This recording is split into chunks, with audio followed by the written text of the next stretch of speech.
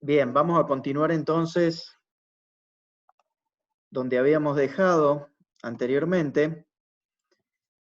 Habíamos visto que nosotros cuando hablamos de termodinámica o de termoquímica, ¿sí?, de energía involucrada en una reacción química, o sea, para pasar de reactivos a productos, nosotros tenemos que definir muy bien cuál es el sistema y cuál es el entorno, ¿sí? El sistema es nuestro sistema de estudio, el entorno es el resto, ¿sí? Lo que no es sistema de estudio. El sistema de estudio más el resto, obviamente, lo que se conoce como universo, ¿sí? Hay una ley fundamental de la física que yo les había contado en el video anterior, que es lo que viene a ser la primera ley de la termodinámica, y que dice que la energía no se crea ni se destruye. O sea, la energía del universo, ¿sí?, no se crea ni se destruye. ¿Eso qué significa? Que la energía del universo es una constante. Y si la energía del universo es una constante, aquí como vemos nosotros o sea, el universo estaría delimitado por lo que es la línea punteada en celeste, o sea, tenemos nuestro sistema más el entorno, o sea, la energía contenida dentro de esa nube celeste, ¿sí?, tiene que ser constante. Por lo tanto, si nuestro sistema pierde energía, lo tiene que ganar el entorno, y si nuestro sistema gana energía, la tiene que estar perdiendo el entorno, ¿sí? Eso es una ley fundamental y es lo que es la primera ley de la termodinámica, ¿sí? La energía interna de un sistema, ¿sí?, es la sumatoria es la sumatoria de la energía que tiene cada una de las partículas que componen ese sistema, ¿sí? Y cuando digo de partículas estoy hablando de moléculas, estoy hablando de iones, estoy hablando de electrones, estoy hablando de protones, estoy hablando de neutrones, o sea, de todos los componentes que tiene el átomo. Uno tendría que calcular cuál es la energía de cada una de esas partículas que componen el sistema, ¿sí? Y para conocer la energía total yo necesito conocer la energía cinética y la energía potencial, sumarlas y eso me da la energía total. O sea, la energía total de cualquier partícula es la sumatoria de la energía cinética más la energía potencial que tiene esa partícula. O sea que si yo quiero conocer la energía interna de un sistema, lo que necesito es hacer una sumatoria sobre cada una de las partículas de la energía cinética más la energía potencial que tiene ella. Obviamente eso desde el punto de vista práctico es completamente imposible, ¿sí? No hay manera de que yo pueda conocer cuál es la energía interna en un punto, en un sistema particular para una condición particular, ¿sí? Para un estado en particular. No hay manera, ¿sí? Después sí vamos a ver que lo que yo puedo conocer, no puedo conocer cuál es la energía que yo tengo acá, ¿sí? Pero sí puedo llegar a conocer cuál es la energía que yo necesito para ir desde acá hasta acá, ¿sí? ¿Sí? Si bien no puedo conocer cuál es el valor absoluto, sí puedo conocer cuál es la diferencia, ¿sí? O cuánto es la energía que yo necesito para ir desde un sitio a otro sitio, ¿sí? Uno se puede imaginar como si uno estuviese subiendo en una escalera, ¿sí?, en donde no ve el piso. Uno no sabe en qué escalón está, pero sí sabe que si hace 3 escalones para arriba, va a estar en una determinada posición, ¿sí? Una cosa que es importante es cuál es la relación entre lo que es la energía interna, ¿sí?, cuál es el calor y cuál es el trabajo, ¿sí? ¿Se acuerdan que nosotros habíamos dicho que la energía es la capacidad que tiene un sistema de hacer trabajo o transferir calor, ¿sí? Está mal decir que un sistema tiene una determinada cantidad de calor, ¿sí?, o que tiene tanto calor almacenado, y sin embargo es bastante común escucharlo. En realidad, un sistema, la única manera que tiene de almacenar energía es como energía interna, ¿sí? Luego, ese sistema puede cambiar su energía interna transfiriendo con el entorno calor o haciendo trabajo sobre el entorno o que el entorno haga trabajo sobre el sistema, ¿sí?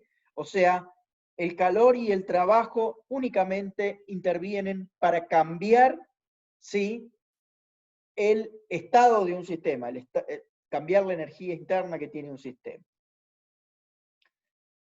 El cambio de energía interna, ¿sí?, como cualquier cambio, ¿sí?, cuando hablamos en termodinámica, ¿sí?, es la energía interna, o está definida como la energía interna final menos la energía interna inicial, ¿sí? O sea, lo que yo les decía, para ir desde esta posición a esta posición, ¿sí?, el cambio de energía es la energía del estado final, menos la energía del estado inicial, o sea, es lo que hay entre estos dos estados, ¿sí?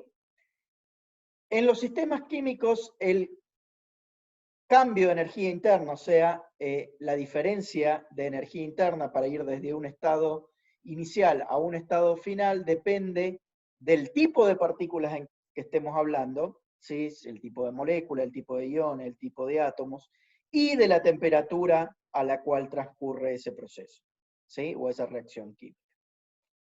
Se representa así el delta E como delta E igual a E final menos E inicial, ¿sí?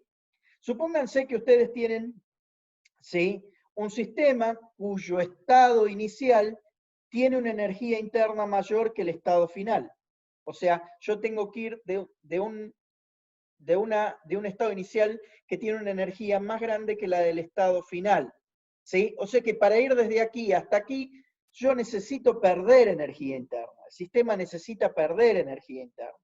Entonces, ¿sí?, el cambio de energía interna va a ser negativo, ¿sí?, porque el final es más chico que el inicial, ¿sí? Por lo tanto, cuando haga esa diferencia, me va a dar que el delta E es negativo. Si yo pierdo energía interna, esa energía interna que el sistema pierde se la tiene que entregar al entorno. O sea, que un cambio de energía interna negativo significa que mi sistema perdió energía, ¿sí? ¿Estamos de acuerdo? Por el contrario, si el estado final tiene una energía interna más grande que la del estado inicial, significa que para ir del estado inicial a ir al estado final, mi sistema tiene que ganar energía, ¿sí?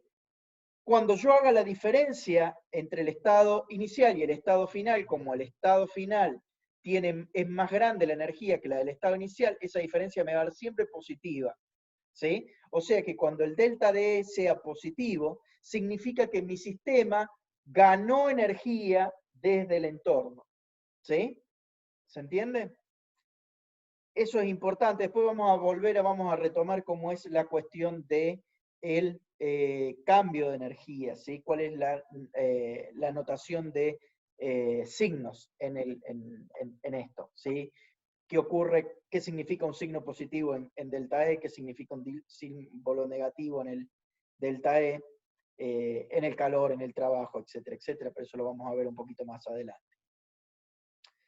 Volvamos otra vez a lo que es el cambio de energía interna, ¿sí? Ahora no para un sistema en general, sino ya para una reacción química, ¿sí? Lo que dijimos recién en un sistema general, ¿sí? Esto es para una reacción química particular, como es, ¿sí?, la disociación del agua. ¿Se acuerdan que alguna vez vimos que yo puedo disociar el agua, ¿sí?, electrolíticamente? Coloco dos electrodos, aplico una diferencia de potencial, sobre un electrodo voy a producir hidrógeno, sobre el otro electrodo voy a estar produciendo oxígeno, gaseoso en ambos casos, ¿sí? O sea que a partir de agua líquida yo puedo obtener, ¿sí?, hidrógeno y oxígeno. Bueno, para producir esa reacción yo necesitaba una batería. ¿Y esa batería qué es lo que hace? Entregarle energía al sistema. ¿Se entiende? Fíjense que el delta D es positivo. La energía del estado inicial sí es más chica que la energía del estado final, por lo tanto, el sistema tiene que ganar energía interna, el delta D va a ser positivo, y eso significa que ¿sí?, el sistema absorbe energía, ¿sí? Este cambio de energía se le llama endergónico, o sea, cuando el sistema absorbe energía, se llama un proceso endergónico. O sea que el proceso de disociación del agua, ¿sí?, o hidrólisis del agua, es un proceso endergónico, ¿sí?, que requiere absorber energía por el sistema desde el entorno, ¿sí? Obviamente, si yo planteo la reacción inversa, que sería la reacción de formación del agua líquida, ¿sí? En lugar de consumir energía, lo que el sistema va a hacer al pasar de hidrógeno más oxígeno a agua líquida es entregarme energía. ¿Cuánta energía me va a entregar? Exactamente la misma que la que consumió para el proceso de disociación, ¿sí? En este caso, entonces, la energía del estado inicial es más alta que la energía interna del estado final, y entonces cuando haga la diferencia del estado final menos el estado inicial, ¿sí? El delta de S me va a dar siempre negativo. ¿Eso qué significa? Que al ir de reactivos a productos, ¿sí? La reacción química libera energía. Eso significa, ¿sí? Que el sistema libera energía, y cuando el sistema libera energía, a ese proceso se le llama exergónico. O sea, el sistema liberando energía se denomina exergónico. Volvamos otra vez al cambio de energía interna y a lo que era la primera ley de la termodinámica, ¿sí? ¿Qué dijimos? Que un sistema puede intercambiar energía con el entorno, ¿sí? O sea, puede aumentar su energía o disminuir su energía interna, intercambiando energía con el entorno en forma de calor o de trabajo, ¿sí? Fíjense ahí lo que tenemos, el esquemita este, lo que nos está diciendo es simple y sencillamente, ¿sí? Que el cambio de energía interna, si es negativo, si da negativo, o sea que es un proceso exergónico, ¿sí? Significa que el sistema o perdió calor o realizó trabajo sobre el entorno. Mientras que si el proceso es endergónico, o sea, si el proceso es exergónico, o pierde calor o hace trabajo el sistema sobre el entorno. Mientras que si es endergónico, o sea que el delta de E es positivo, ¿sí? Significa que el sistema ganó energía en forma de calor, o bien el entorno realizó trabajo sobre el sistema. No hay otra opción. ¿Eso qué significa? Bueno, eso significa simple y sencillamente que el cambio de energía interna tiene que ser igual a la suma del calor más el trabajo, ¿sí? Esa es la relación que hay entre estas tres magnitudes y es lo que se conoce como la primera ley de la termodinámica. Lo que les decía, la relación que hay entre los signos de este, o sea, si nosotros escribimos la ecuación como delta E igual a Q menos trabajo, Q más trabajo. Aquí hay que tener cuidado y no desesperarse si leen en algún libro que está definido el delta E, en lugar de delta E, delta de U. Eso también es bastante habitual, que en lugar de E a la energía interna le llamen U.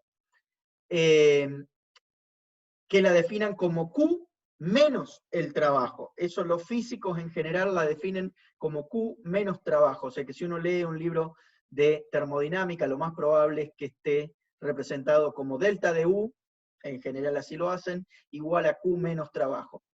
Pero eso es simplemente una convención de signos. Si nosotros tenemos claro esta convención de signos que hemos dado, ¿sí? El cambio de energía interna es igual a la sumatoria del trabajo más el calor intercambiado. ¿Sí? Entonces, para el calor, cuando el calor es positivo, significa que el sistema ganó calor desde el entorno. Y cuando el signo es negativo, significa que el sistema transfirió calor hacia el entorno. En lo que respecta al trabajo, si el signo es positivo, significa que el entorno realizó trabajo sobre el sistema. Ya vamos a ver un ejemplo ahora en muy pocas transparencias, muy pocos transparencias más adelante, ¿sí? Mientras que si es negativo, significa que el sistema realizó trabajo sobre el entorno. En cuanto al cambio de energía interna, si es positivo, significa que el sistema ganó energía, y si es negativo, significa que el sistema transfirió energía hacia el entorno, ¿sí? Entonces, Volvamos otra vez a un caso general. Cuando el calor es absorbido por el sistema desde el entorno, ¿sí? A ese proceso se lo va a llamar endotérmico, ¿sí? O sea, supónganse que yo tengo un Erlenmeyer que tiene una determinada sustancia, vengo con un mechero y la caliento. Bueno, lo que estoy haciendo es transfiriéndole calor desde el entorno, porque la llama del mechero ya es entorno, el sistema es lo que es el líquido que está contenido dentro del recipiente, le transfiero calor, ese proceso se llama endotérmico. Mientras que si, supónganse que allí adentro del Erlenmeyer se está produciendo una reacción química que libera calor, entonces va a haber una transferencia de calor desde el sistema hacia el entorno, ¿sí? De hecho, yo lo voy a ver como un calentamiento del material de vidrio, en este caso del Erlenmeyer. A ese proceso se le llama exotérmico, o sea, cuando libera calor o transfiere calor desde el sistema hacia el entorno. Recuerden, no confundan, una cosa es exergónico y endergónico, ¿sí? Que se refiere a la energía, ¿sí? Si un sistema libera energías es exergónico, si toma energías es endergónico. Con este, que es exotérmico y endotérmico. Exotérmico que libera calor, endotérmico que absorbe calor. En un caso estamos hablando de energía, ahora estamos hablando de calor, ¿sí? Fíjense que tiene la palabra térmico al final. Cuando es térmico al final, se refiere a calor, ¿sí? Vamos ahora a discutir unas cosas que hemos estado hablando así medio muy por arriba, ¿sí? ¿Qué es lo que es un estado? ¿Sí? ¿Y qué es lo que son esas variables de estado? O sea, el estado de un sistema y cómo las variables de estados me caracterizan un determinado sistema termodinámico, ¿sí? O sea, las variables de estado, ¿sí? Son un grupo de magnitudes que se utilizan para describir un determinado estado termodinámico, ¿sí? En un momento determinado, ¿sí? Se utilizan normalmente estas variables de estado, se utilizan para predecir el comportamiento futuro que va a tener ese sistema, ¿sí? Por ejemplo, es bastante común, ¿sí? En sistemas mecánicos, ¿sí? Cuando uno quiere, por ejemplo, ¿se acuerdan cuando nosotros estuvimos hablando en el primer video de este tema acerca de la energía cinética y la energía potencial que tirábamos la pelota? Bueno, hay ecuaciones que me describen, si yo conozco cuál es la velocidad inicial, ¿sí? Y conozco la posición de la pelota, ¿sí? Yo puedo predecir cuál va a ser la velocidad a la cual va a tocar el piso. Si conozco la velocidad inicial, sí, conozco obviamente cuál es la gravedad, cuál es la masa y cuál es la altura que tiene esa pelota, ¿sí? Entonces, ¿sí? La posición y la velocidad, ¿sí? Son variables de estado, ¿sí? Que me permiten predecir, del estado inicial en este caso, que me permiten predecir el estado final, o sea, cuál va a ser la velocidad y cuál va a ser la posición del estado final, ¿sí? Eso en un sistema mecánico, en un sistema termodinámico, ¿sí? Las variables termodinámicas se determinan experimentalmente, como en la mayoría de los casos, ¿sí? Por ejemplo, para un sistema gaseoso, que es bastante común en química, ¿sí? Supónganse que yo tengo otra vez un gas confinado dentro de un recipiente con un émbolo. Las variables de estado normalmente son la temperatura, la presión, el volumen, ¿sí? Y la masa de esa sustancia que yo tengo, de ese gas que tengo confinado, ¿sí? Esas variables de estado pueden ser intensivas, que son aquellas que dependen de la masa, o extensivas, aquellas que no dependen de la masa, ¿sí?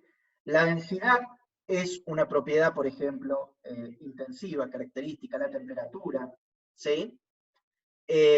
Mientras que, por ejemplo, la masa obviamente es una propiedad extensiva, o sea, el peso, Y el volumen también es una propiedad extensiva, depende de cuánto material yo estoy teniendo allí. ¿Sí?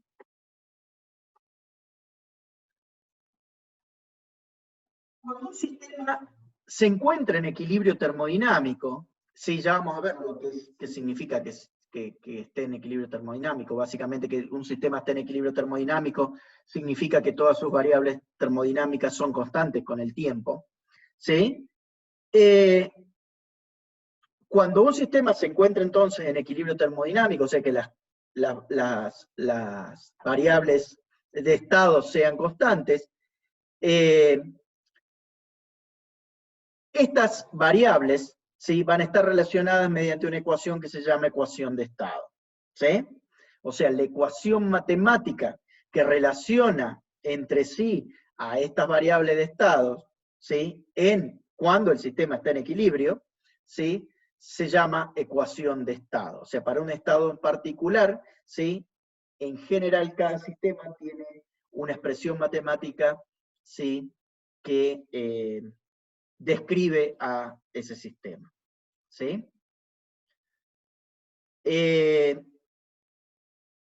Normalmente esa función de estado tiene la forma esta que ustedes ven ahí, es una función que depende del volumen, de la presión y de la temperatura.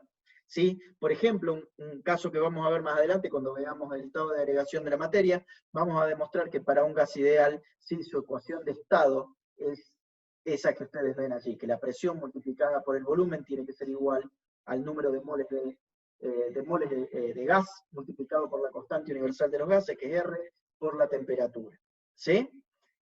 Eso lo vamos a ver un poco más adelante, si bien ya lo hemos utilizado. No es la primera vez que les cuento esto, lo vimos cuando vimos estequiometría de sistemas que involucraba sistemas gaseosos, ¿sí?, o gases. La función de estado es una propiedad de un sistema termodinámico que depende únicamente del estado del sistema, y no cómo se llegó allí. ¿Sí? La energía interna es una función de estado. ¿Sí? ¿Qué significa eso? Supónganse que ustedes, ¿sí?, tienen que, dice, hay dos personas que suben 300 metros en un tramo del Paso de los Libertadores. Este es el paso que comunica en Mendoza, Argentina, con Chile.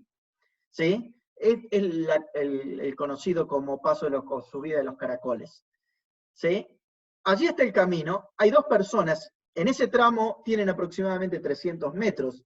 ¿Sí? Uno toma el camino, los dos van caminando, sumamos, uno va por el camino, por la ruta, por los caracoles, y el otro va en línea casi recta, ¿sí?, siguiendo el camino A, el que va en línea casi recta, y B, el que va por los caracoles.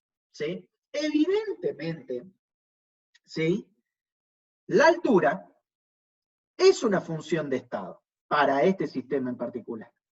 ¿Por qué? Porque tanto la persona que vaya por el camino A como la persona que vaya por el camino B habrá subido exactamente la misma altura. La altura depende únicamente del estado inicial y del estado final. O sea, depende cuál es la altura, la diferencia de altura, o sea, cuántos subieron, depende cuál era la altura del estado inicial y cuál es la altura que tiene el estado final. ¿Sí? Eso, o sea, la altura es una función de estado. Ahora, la distancia recorrida, por ejemplo, va a ser claramente diferente. Quien vaya por el camino A va a haber recorrido una distancia mucho más chica de quien haya ido por el camino B. Evidentemente, sí, la altura es una función de estado, pero la distancia recorrida no es una función de estado. Es lo que se llama una función camino. ¿Sí? No depende únicamente del estado inicial y del estado final, que en este caso es el mismo, en los dos casos van los dos desde el punto cuadrado amarillo abajo hacia el punto cuadrado amarillo arriba, ¿sí? Los dos parten exactamente del mismo lugar y llegan exactamente al mismo lugar, ¿sí? La altura depende únicamente de o sea, el cambio de altura depende únicamente de la altura inicial y de la altura final, mientras que la distancia recorrida depende de cuál fue el camino por el cual yo fui, ¿sí? Entonces, las funciones de estado son aquellas que dependen únicamente del estado inicial y del estado final. ¿Sí? Dependen únicamente de cuál es el estado particular que tiene un determinado sistema. ¿Sí? Por ejemplo, en este estado de abajo, supongamos que yo tengo agua líquida a 25 grados centígrados, 50 gramos. Bueno, yo sé cuál es el estado de ese agua en ese momento porque está definida por la masa, por la temperatura y por la presión. Supongamos que estamos en una atmósfera de presión. ¿Sí? Ahora yo tengo dos formas de haber llegado a ese punto. ¿Sí? Una es haber calentado agua que estaba a 0 grados centígrados, o sea que estaba en estado sólido, ¿sí? 50 gramos. La otra es enfriar agua que estaba a 100 grados. ¿Sí? En cualquiera de los dos casos voy a obtener el mismo caso, el caso del medio. O sea, en cualquiera de los dos estados iniciales que yo hubiese tomado, voy a obtener el estado final como el estado del medio. O sea, en este caso, ¿sí? El estado del medio es característico, no depende de dónde. O sea, yo una vez que lo obtengo, no puedo decir o no puedo saber, ¿sí? cuál es desde dónde provino. En el caso de recién, por ejemplo, ¿sí? Supónganse que yo tengo a las dos personas se juntan arriba, y se juntan arriba luego de haber caminado los 300 metros. ¿Sí? Si viene una tercera persona, esa tercera persona va a saber que esas dos personas, ¿sí? están a una determinada altura con respecto al mar, pero no van a esa tercera persona, salvo que los haya visto, no va a poder distinguir entre esas dos personas cuál fue por el camino A y cuál fue por el camino B. ¿Sí? Son dos situaciones que son irreconocibles. No hay manera de identificar cuál fue por el camino y cuál fue por el otro, sobre todo si pasó tiempo, ¿no? Porque uno va a estar más cansado que el otro.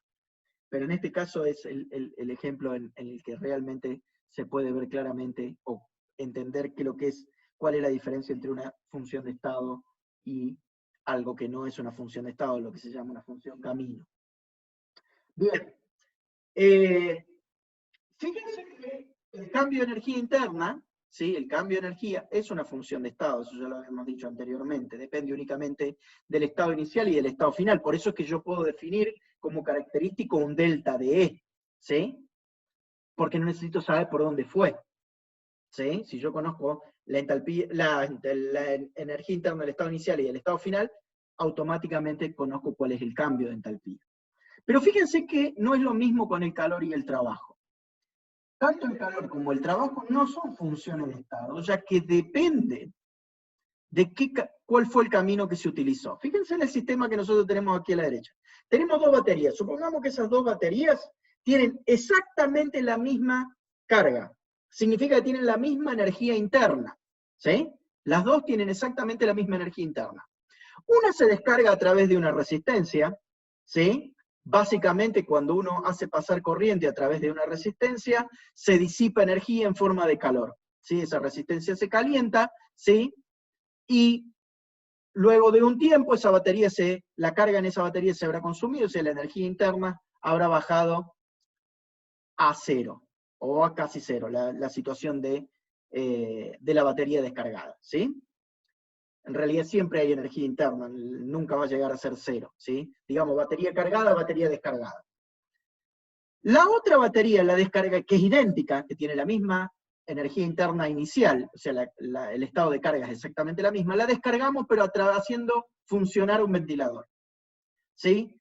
La batería que se descarga haciendo funcionar el ventilador, parte de esa energía se va a haber convertido en trabajo para hacer funcionar el motor, ¿sí? Y hacer mover las aspas del ventilador, que a su vez mueven aire, o sea, produce trabajo mecánico, pero parte va a haberse convertido en calor. ¿Por qué? Porque las partes mecánicas, ¿sí? Y de fricción y de disipación de los cables y de los contactos, el mismo motor tiene pérdidas de calor. Entonces, parte de esa energía se va a haber utilizado o se va a perder como calor. Parte como trabajo, parte como calor. Y fíjense que en los dos casos, vamos a llegar al caso, o sea, el ventilador va a funcionar hasta que la batería se descargue. En los dos casos, la cantidad de energía que se perdió es la misma. Sin embargo, en un caso toda fue a calor, y en el otro caso parte fue a calor y parte fue a trabajo. Entonces, si yo sé el estado inicial y sé el estado final, yo no puedo decir qué parte de esa energía se convirtió en, o sea, si yo conozco cuál es el delta de E de la batería, el cambio de energía interna de la batería, o sea, la diferencia entre la batería cargada, la energía de la batería cargada y la batería descargada, yo no sé qué parte de esa energía se gastó en calor, qué parte se gastó en trabajo, o si se gastó todo en calor en un caso, como en el caso de la resistencia, o todo en trabajo, o una combinación de calor y trabajo, ¿sí? Entonces, las funciones de estados son propiedades del sistema, ¿sí? Como es la energía interna. La energía interna es una propiedad del sistema.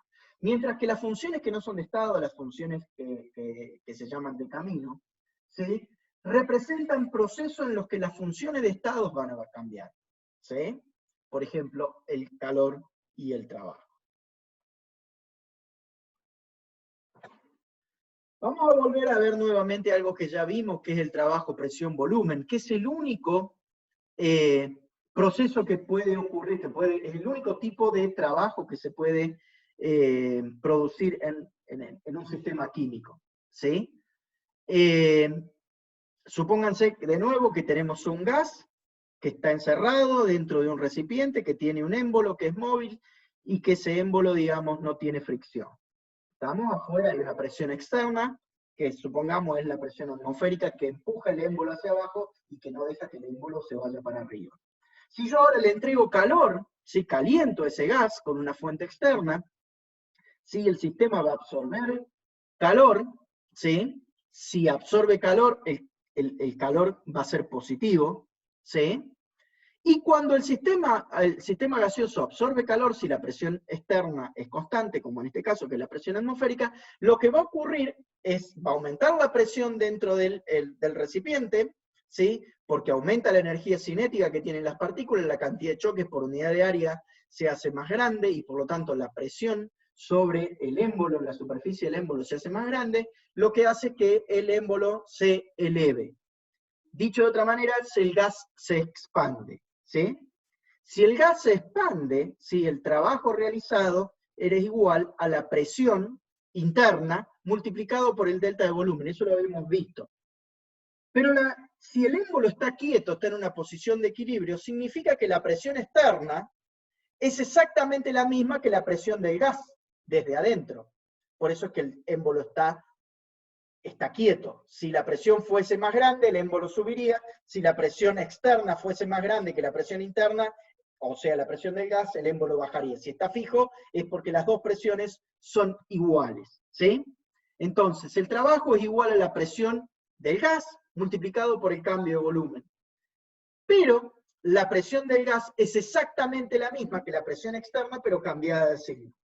Y normalmente es más fácil medir la presión externa que medir la presión interna. Entonces, normalmente se expresa al trabajo como menos la presión externa por el cambio de volumen, ¿sí? Esto claramente, fíjense que la presión externa es positiva, el cambio de volumen va a ser positivo porque es una expansión, o sea, el volumen final es más grande que el volumen inicial, entonces va a ser positivo. Por lo tanto, ese producto, el delta B por la presión externa, va a ser positivo. Entonces hay que agregarle un signo menos adelante para que sea coherente con lo que yo estoy diciendo. Yo que dije que cuando mi sistema hacía trabajo sobre el entorno, ese trabajo tenía signo negativo, ¿sí? Entonces, cuando yo utilizo la presión externa, tengo que poner un signo negativo. Si utilizara la presión interna, allí no es necesario poner un signo negativo para que esto sea coherente. Bien.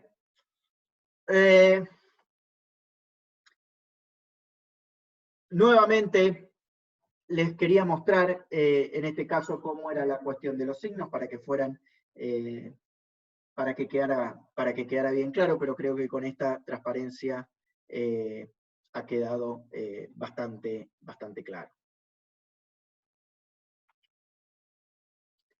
Bien. Ahora, la pregunta es, ¿cómo medimos este trabajo, presión, volumen de manera experimental? Bueno, supongamos en una reacción química, supongamos que tenemos la descomposición térmica del clorato de potasio, El clorato de potasio, cuando nosotros lo calentamos, se descompone y produce cloruro de potasio y oxígeno. Entonces tenemos la situación inicial, que es la que está a la izquierda, la situación, los productos, que es lo que sería la situación final o el estado final, que sería el cloruro de potasio y de oxígeno. ¿Sí? Fíjense que este sistema es un sistema cerrado, ¿sí?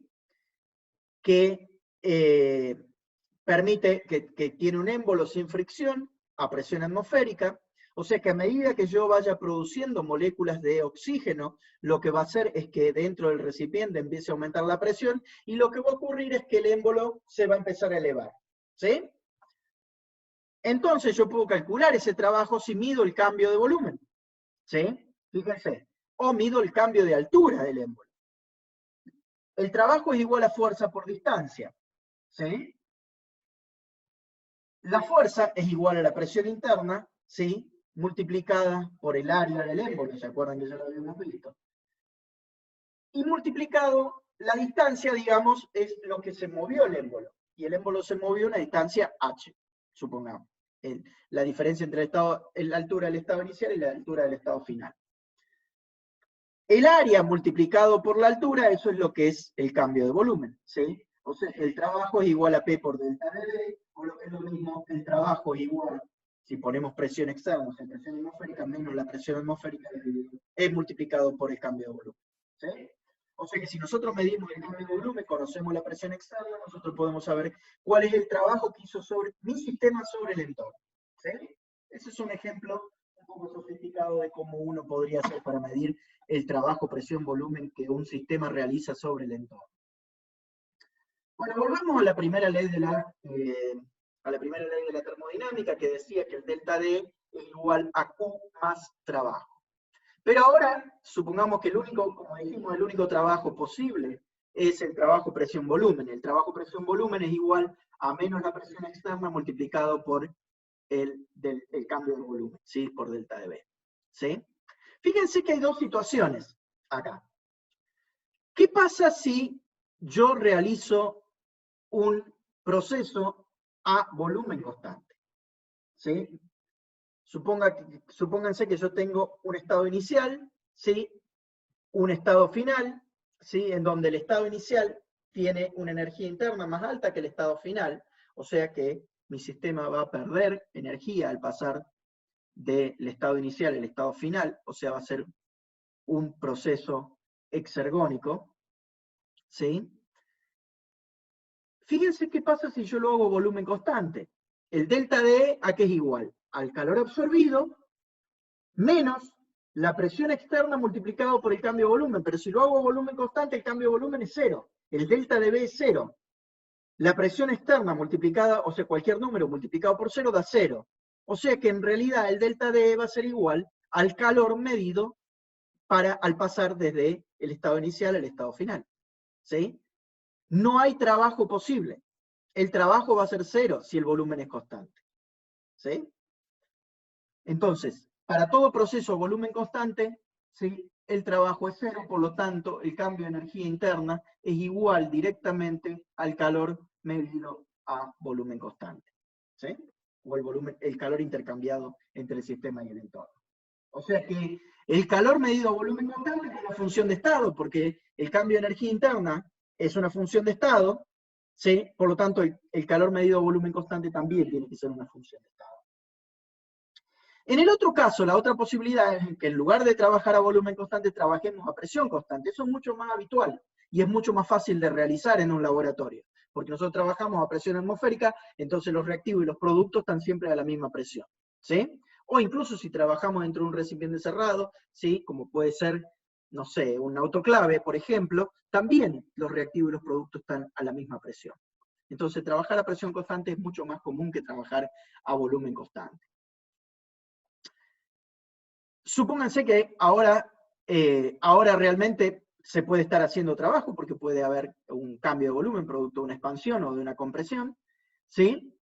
Y en ese caso el cambio de energía interna va a ser igual al calor intercambiado a presión constante menos la presión externa multiplicada por el cambio de volumen, ¿sí? ¿Está claro? O sea, si lo hago a volumen constante, el cambio de energía interna es directamente el calor intercambiado, ¿sí? Durante el proceso. Mientras que si lo hago a presión constante, allí sí, el cambio de energía interna tiene la contribución del calor y del trabajo realizado. ¿Sí? Entonces nosotros tenemos que el cambio de energía interna en realidad va a ser igual al calor medido a volumen constante o bien al calor medido a presión constante más el trabajo realizado o por el sistema o bien desde el entorno hacia el sistema.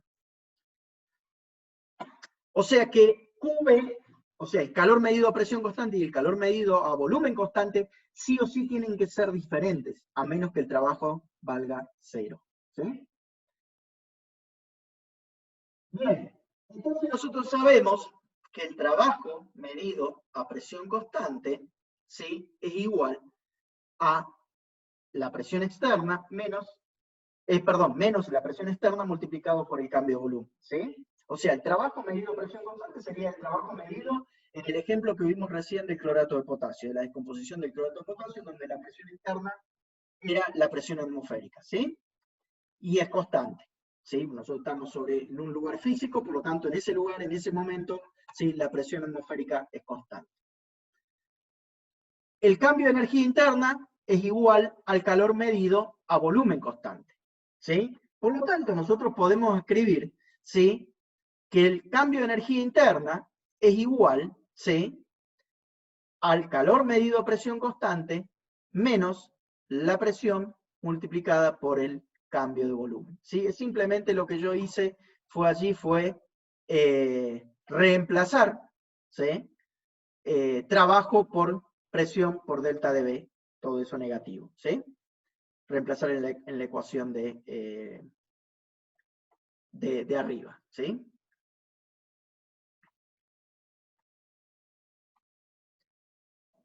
Si yo despejo, ¿sí? El calor medido a presión constante de esa ecuación, me queda que es igual a delta de E más P por delta de B, ¿sí?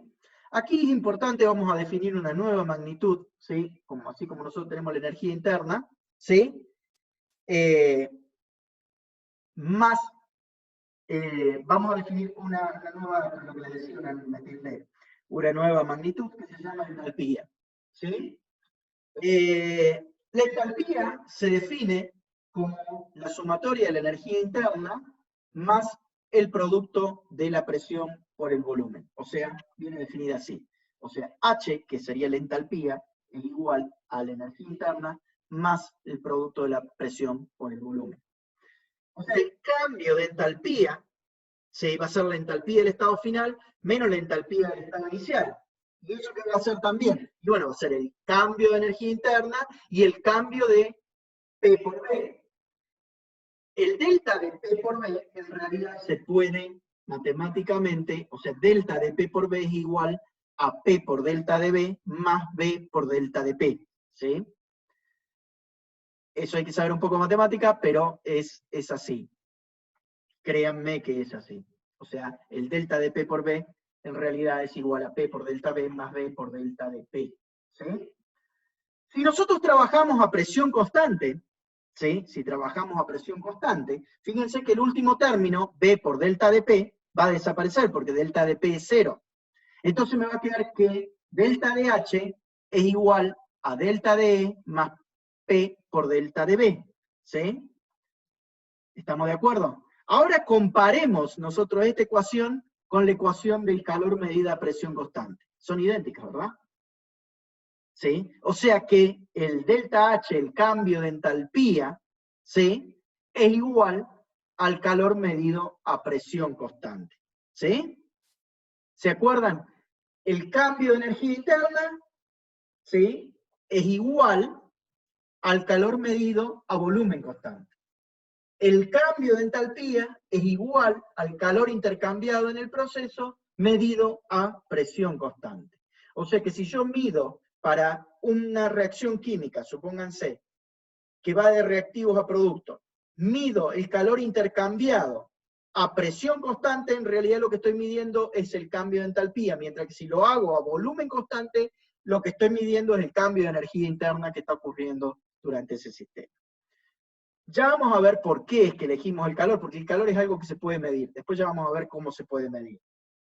Pero es una magnitud que se puede medir el calor. O sea, a presión constante, delta H es igual al calor medido en esas condiciones, o sea, a presión constante.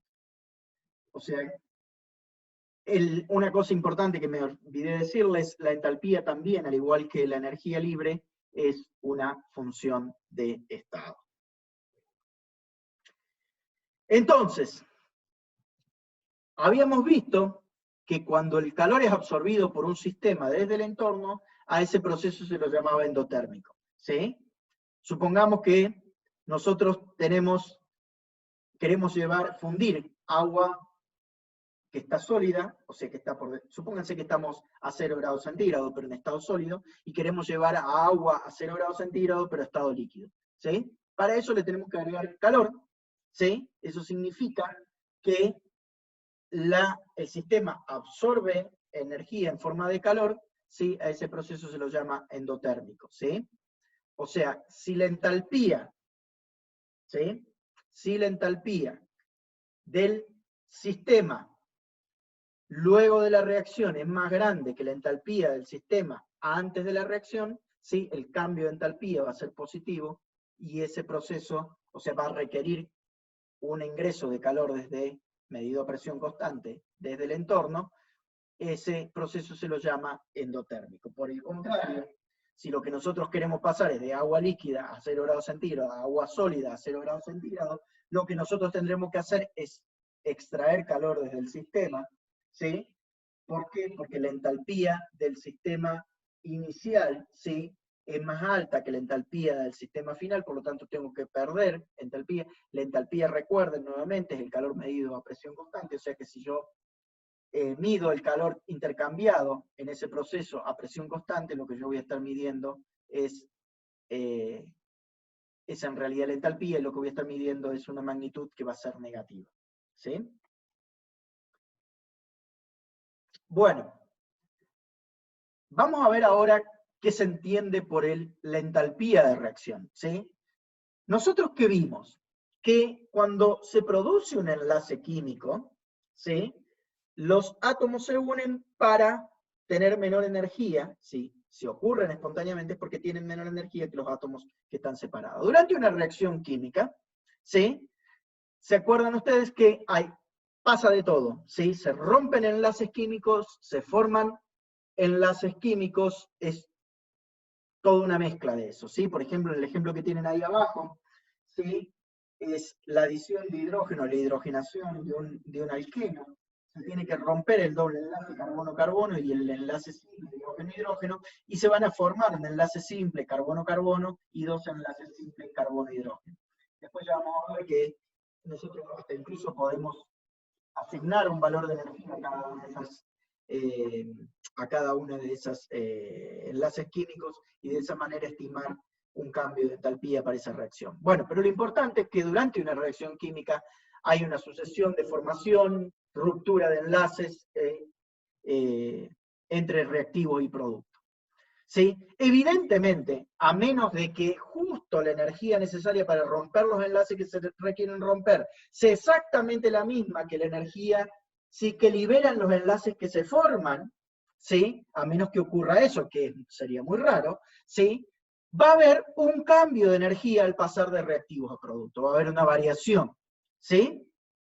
Si la reacción química en nuestro sistema, la energía de nuestro sistema va a estar cambiando, ¿sí?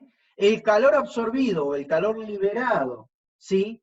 Por ese sistema medido a presión constante es lo que se conoce como la entalpía de una reacción química, ¿sí? Después ya la vamos a definir un poco mejor, porque la vamos a definir en ciertas condiciones para llamarle realmente entalpía, darle un nombre propio a esa entalpía, ¿sí?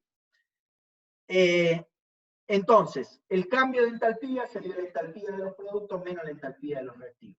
La entalpía es una propiedad que, al igual que la energía interna, tampoco se puede conocer cuál es la entalpía absoluta de los reactivos y cuál es la entalpía absoluta de los productos, ¿sí? Al igual que la energía interna, lo único que yo puedo llegar a conocer, ¿sí? Es el cambio, ¿sí? La diferencia para ir de entalpía necesaria para ir desde los reactivos a los productos. ¿Sí? ¿Por qué no la puedo conocer? Por la misma razón por la que no puedo conocer la energía interna.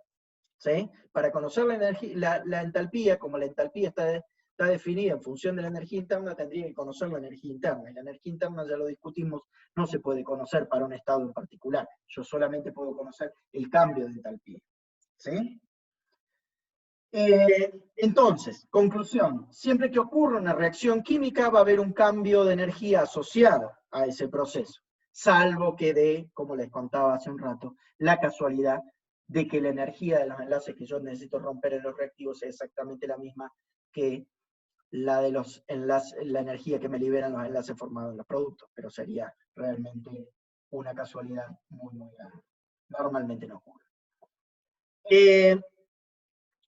Lo que les decía, cuando se forma un enlace químico, ¿sí? Nosotros habíamos visto que se liberaba energía. La formación de un enlace químico se daba porque los átomos unidos tenían menor energía, los átomos, iones, lo que fuere, tenían menor energía que los átomos o iones, o sea, las especies por separado. Por lo tanto, si para formarse un enlace químico, ¿sí? La energía disminuye, cuando yo lo rompa, ¿sí? Que sería hacer el proceso opuesto, ¿sí? Tengo que consumir energía. ¿Sí? Así cuando se formó, me liberó energía, cuando yo lo quiera romper, voy a tener que entregarle esa energía, esa misma energía que me liberó. ¿Sí? O sea que para romper un enlace químico yo necesito siempre estar entregando energía. ¿Sí? Entonces, la energía necesaria para romper un molde, un enlace particular, pongamos hidrógeno-hidrógeno, en una condición particular, ¿sí? Normalmente en estado gaseoso, ¿sí? A una temperatura en particular y a una presión particular, se conoce como entalpía de enlace. ¿Sí? Siempre la entalpía de enlace, o el delta HE, ese que aparece allí, es positiva, siempre, porque yo siempre necesito entregar la energía al sistema para que se pueda producir la ruptura del enlace. O sea que la entalpía del enlace es la energía necesaria para romper un mol de un enlace, el que sea, ¿sí? En una determinada condición. ¿Sí? Después vamos a ver que está la entalpía estándar del enlace, ¿sí? Que es en condiciones estándar, pero en general, ¿sí? En alguna condición en particular uno puede decir. Cada molécula, o sea, cada átomo que está unido con otro en una determinada molécula, tiene un determinado valor de energía. Por ejemplo, no es lo mismo la energía de enlace entre el oxígeno y el hidrógeno en el agua que entre el oxígeno y el hidrógeno en el metanol. Sí, los dos son enlace oxígeno-hidrógeno, pero cambia la molécula. ¿Sí? Lo que está unido al oxígeno en el caso del agua es otro hidrógeno, y en el caso del metanol lo que tiene unido es un carbono-hidrógeno 3. O sea, son cosas diferentes. Entonces hay pequeñas variaciones. No obstante eso, ¿sí? La energía del enlace carbono-hidrógeno es más o menos la misma, ¿sí? En el agua que en el metanol. El carbono-oxígeno, perdón. El oxígeno-hidrógeno, perdón. ¿Sí? Teníamos hidrógeno, oxígeno en el agua e hidrógeno, oxígeno en el metanol. ¿Sí? La hidrógeno, oxígeno siempre van a ser más o menos parecidas. Lo mismo pasa con carbono, hidrógeno, con cualquier otra energía de enlace que nosotros tomemos. ¿Sí? ¿Por qué? Y bueno, porque la naturaleza del enlace va a ser siempre el mismo. Entonces, es de esperar que la energía involucrada sea más o menos siempre la misma. Aunque va a cambiar. Si uno le mide exactamente cuál es la energía de enlace oxígeno-hidrógeno en el metanol, va a ser ligeramente distinta a la de el enlace oxígeno-hidrógeno en el agua. ¿Sí? Pero los dos van a andar alrededor de más o menos el mismo valor.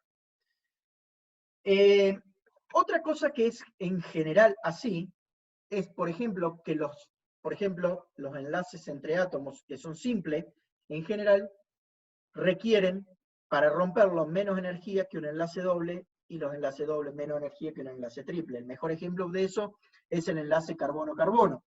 El enlace carbono-carbono puede ser simple, puede ser doble o puede ser triple. ¿Sí? El enlace simple carbono-carbono es de 346 kilojoules, mientras que el doble es prácticamente, el enlace doble, digo, es casi el doble, de 602 kilojoules. Y el triple es más grande todavía que el doble, es 835 kilojoules por mol. ¿Sí? O sea que en general para un mismo par de átomos, los enlaces triples, ¿sí?, son más difíciles de romper o requieren mayor entalpía de enlace, sí, su entalpía de enlace va a ser más grande, que la de un enlace doble y que la de un enlace simple. ¿Sí? Ahí tienen una tabla de entalpía de enlace, le va a ser muy útil para cuando incluso tengan que hacer los problemas. ¿Sí? Vamos a ver el intercambio de calor entre un sistema y su entorno en una reacción química. ¿Sí? Para una reacción química en particular, veamos este caso, esto es una reacción que es exotérmica, es la combustión del metano, ¿sí?, para producir dióxido de carbono y agua, como toda reacción de combustión. ¿Sí? El estado inicial, obviamente, es metano más oxígeno, el estado final es el dióxido de carbono más 2 moléculas de agua. ¿Sí? La entalpía, ¿sí?, esto es una reacción exotérmica. ¿Por qué es exotérmica? Porque libera calor. Ustedes saben que las reacciones de combustión liberan calor. ¿Sí? Pues si liberan calor, significa que el sistema está entregando calor hacia el entorno. Y si está ocurriendo eso, significa, ¿sí?, que el delta de H, sí, es negativo, es menor que cero. ¿Sí? Porque así lo dijimos, por definición. ¿Sí? Eso significa que la entalpía del estado inicial, o sea, del metano y del oxígeno, es más grande que la entalpía del estado final, o sea, del dióxido de carbono y del agua. Estamos, entonces, en este caso, que se trata de un sistema que es exotérmico, ¿sí?, que al producirse, al pasar de reactivos a productos, libera calor, ¿sí?, se llama exotérmico, el delta de H va a ser menor que cero. ¿Sí? Cuando ocurre al revés, por ejemplo, tenemos la reacción de oxígeno para producir ozono. Esa es una reacción, ¿sí?, en la cual para producirse, para ir de oxígeno a ozono, yo tengo que entregar la energía al sistema. ¿Sí? O sea que la entalpía del estado inicial, o sea, del oxígeno, es más chica que la entalpía del estado final, o sea, la del ozono. Sí, la de 3 moléculas de oxígeno en el estado inicial y la de 2 moléculas de ozono en el estado final. O sea, al pasar desde reactivos a productos, lo que va a ocurrir es un aumento en la entalpía. Cuando se produce un aumento en la entalpía, el delta de H es positivo, y ese proceso se lo llama endotérmico. Yo necesito absorber, el sistema necesita absorber energía desde el entorno. ¿Sí? La energía yo se la puedo dar de muchas formas, una manera es en forma de calor. Veamos cuáles son las propiedades que tiene la entalpía. La entalpía, sí, el cambio de entalpía, sí, o la entalpía en seco, es una función de estado, como les dije anteriormente, solamente depende del estado inicial y del estado final, ¿sí? No depende por qué camino yo fui, cómo fue que yo fui desde el estado inicial al estado final, no importa, el cambio de entalpía va a ser siempre el mismo. Pasa lo mismo que con la energía interna, ¿sí? Fíjense, ahí yo tengo una reacción que es una reacción de combustión del metano, ¿sí?, la misma que vimos recién, ¿sí?, que es una reacción para pasar de metano más oxígeno que da dióxido de carbono más agua, ¿sí?, es una reacción fuertemente exotérmica, o sea, el delta H es negativo y es de 890 kilojoules. ¿Sí? Ahora, ¿cuál es el delta H para la reacción inversa? O sea, para hacer exactamente lo opuesto. Ahora que lo que eran los reactivos pasen a ser los productos y los que son los productos pasen a ser los reactivos. O sea, que el dióxido, hacer reaccionar dióxido de carbono con agua para producir metano más oxígeno. ¿Cuánta energía requerirá eso? ¿Cuál será el delta H para ese proceso? Como yo simplemente lo que hice fue invertir la reacción, es como si lo hubiera multiplicado por -1, en realidad el delta H, el valor numérico del delta H, o sea, la magnitud del cambio de entalpía es exactamente la misma, solo que hay que cambiarle el signo. Si era exotérmica, para ir desde metano más oxígeno, producir dióxido de carbono y agua, va a ser endotérmica, ¿sí?, para hacer reaccionar el dióxido de carbono más agua para producir metano más oxígeno, ¿sí? O sea, cuando la reacción, yo tengo la reacción directa. Si yo quiero saber cuál es el delta H para la reacción inversa, simplemente lo que tengo que hacer es cambiar el signo del valor de delta H. ¿Por qué? Porque el estado inicial y el estado final siguen siendo los mismos. ¿Se entiende? Solamente que invertí.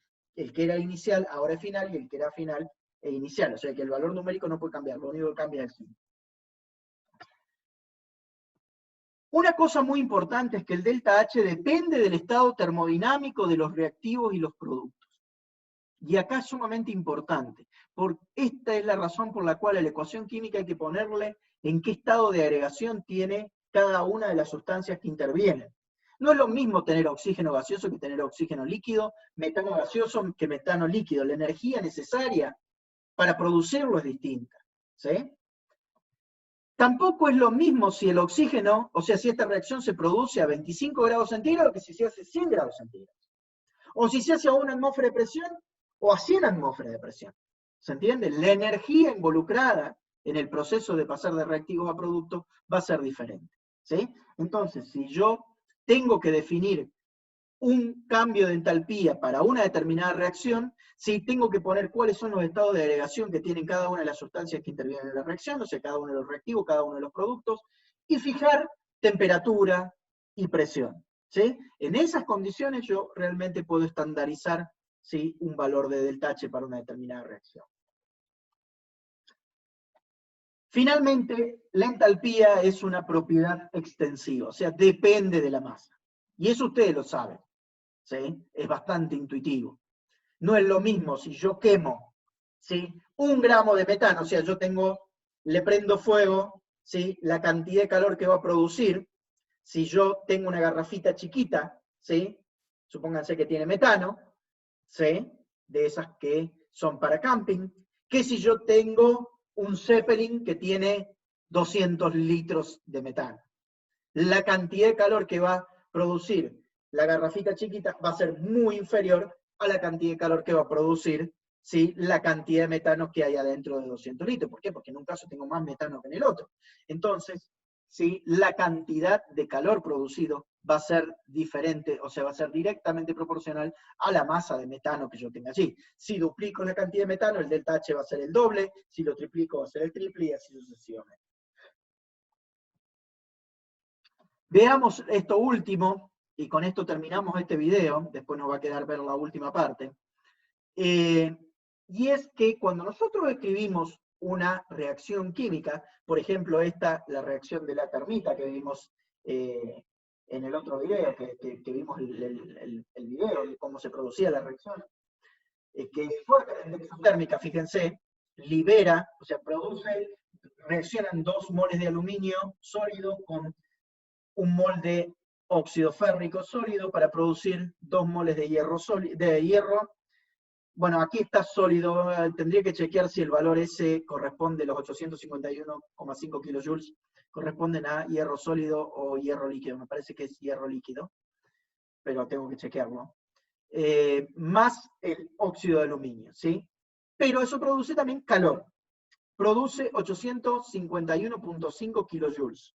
O sea, 2 moles de aluminio con 1 mol de óxido férrico producen 851,5 kilojoules de calor, ¿sí?, de energía.